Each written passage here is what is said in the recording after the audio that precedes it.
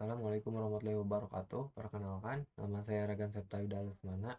Saya mahasiswa dari Universitas Cyber Asia, Prodi Teknik Informatika. Saya di sini akan menjelaskan tentang proyek atau dari jurnal yang sudah saya buat untuk memenuhi salah satu tugas UTS dari mata kuliah ICT Literasi. Sekarang langsung saja saya akan menjelaskan.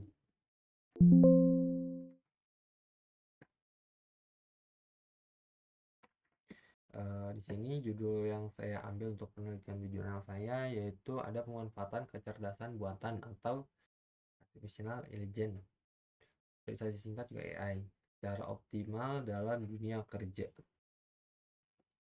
Latar belakang dari pembuatan penelitian ini itu karena ada perkembangan teknologi informasi yang sudah pesat sekarang ini telah membawa banyak dampak juga yang signifikan dalam berbagai aspek kehidupan, pekerjaan maupun tugas sederhana. Lalu pada masa ini untuk mencari informasi yang pada masa dahulu itu membutuhkan pencarian dengan membaca banyak buku, atau ke masa yang sebelum ini sedikit deh, misalnya kemarin-kemarin itu untuk mencari sebuah informasi kita perlu mengetikkan terlebih dahulu di Google lalu masuk ke webnya. Sekarang juga masih banyak yang menggunakan cara itu, tapi dengan menggunakan AI ini sudah berbeda ya. Sekarang kita hanya perlu menanyakan pertanyaan dari informasi yang ingin dicari tersebut kepada AI. Tidak perlu melakukan klik web.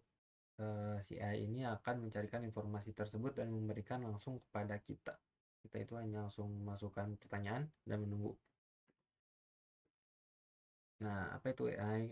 Kecerdasan buatan atau AI adalah ilmu komputer yang berkaitan dengan pembuatan komputer dan mesin yang dapat berpikir, belajar, dan bertindak sedemikian rupa seperti kecerdasan manusia, seperti otak. Bahkan pada beberapa kasus, kecerdasan buatan ini dapat melibatkan dan mengolah data yang skalanya melebihi apa yang dapat dianalisis manusia. Biasanya AI ini mampu juga membuat jutaan data ya, bahkan jelas itu di manusia itu tidak mungkin. AI itu mungkin dan mengingat semuanya, tentu saja. Teknologi tersebut juga memberikan kemampuan kepada komputer dan mesin untuk mensimulasi dan mereplika otak manusia semirip mungkin. Nah, seperti yang sudah saya jelaskan tadi, tidak hanya dia menyimpan data jutaan data tersebut, tapi juga memproses data-datanya dan melakukan output sesuai dengan yang kita inginkan. Untuk sejarahnya ini yang pertama itu ada 1950 ya. Pada tahun ini memang muncul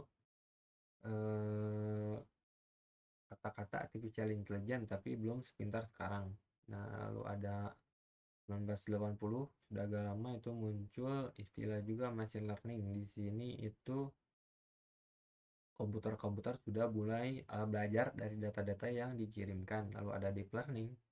Mulai dari sini mesin itu sudah mulai berkembang seperti manusia sedikit, karena sudah mempunyai yang namanya neural network. Dia itu jadi ada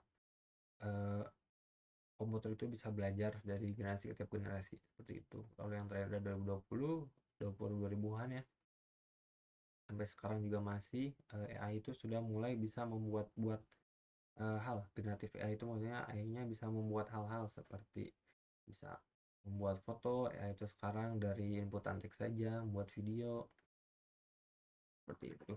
Keuntungannya seperti yang bisa dilihat, ada optimasi, hal-hal yang rutin dilakukan itu bisa menjadi otomatis karena ada AI, prediksi berdasarkan data yang akurat, menjadi data yang lebih mudah, dan hal-hal yang lainnya bisa dilihat. Kekurangannya ada karena AI ini memudahkan ya, sangat memudahkan sekali.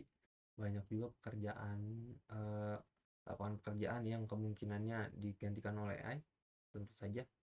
Lalu membutuhkan keahlian khusus untuk memberikan tugas spesifik kepada AI karena mudah untuk hal mudah. AI ini juga sulit untuk hal sulit seperti hal spesifik, lalu ada kekurangan lainnya bisa dilihat. Nah, ini inti dari penelitiannya. AI yang optimal dalam dunia kerja itu tentu saja harus efisien. Karena jika AI yang sudah memiliki kemampuan tidak digunakan secara efisien, kemampuan tersebut akan tidak berguna juga ujung-ujungnya. Dan dari datanya sendiri, karena data AI yang sekarang itu sudah menyimpan bisa banyak data ya, perlu dilakukan juga secara efisien. Dan tentu saja yang melihat kekurangan tadi harus mengikuti norma-norma yang ada. Dan kesimpulan yang terakhir, AI ini sangat mudah untuk digunakan dimanapun dan kapanpun. Namun AI juga dapat muncul di segala bidang kebutuhan manusia. Nah, namun dengan munculnya hal tersebut juga lah banyak lowongan pekerjaan yang tutup juga, yang tadi dijelaskan. Munculnya etika dalam penggunaan AI dan keamanan data yang menjadi sorotan dari penggunaan data AI-nya sendiri. Maka dari itu perlu adanya penggunaan yang bijak dan optimal seperti yang tadi. Terima kasih. Mohon maaf bila ada salah-salah kata. Assalamualaikum warahmatullahi wabarakatuh.